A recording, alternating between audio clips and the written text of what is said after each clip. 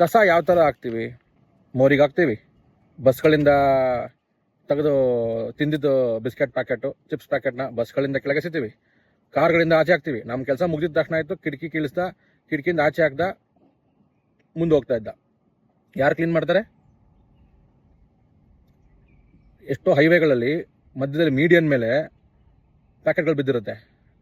ಒಂದು ಸಲ ಒಂದು ಪ್ಲಾಸ್ಟಿಕ್ ಪ್ಯಾಕೆಟು ಭೂಮಿಗೆ ಬಂದರೆ 300 ವರ್ಷ ಬೇಕು ಮಿನಿಮಮ್ ಅದು ಕರಗಕ್ಕೆ. ನೀವು ಮನೆ ಸುತ್ತಮುತ್ತ ಆಗ್ತಾ ಇಲ್ಲ, ಕಿಟಕಿಗಳಿಂದ ಗಾಡಿಗಳಿಂದ ಎಸಿತೀರಾ, ಯಾರು ಕ್ಲೀನ್ ಮಾಡ್ತಾರೆ? ಎಲ್ಲೋಗಿ ಸೇರುತ್ತೆ ಅದು? ಒಂದ್ಸಲ ಯೋಚನೆ ಮಾಡಿದ್ದೀರಾ? ಮಣ್ಣಿಗೆ ಹೋಗಿ ಸೇರುತ್ತಲ್ವಾ? ನೀವು ಏನು ಹಾಕ್ತೀರಾ ಭೂಮಿಗೆ, ಭೂಮಿ ಅದೇ ವಾಪಸ್ ಕೊಡೋದು ನಿಮಗೆ.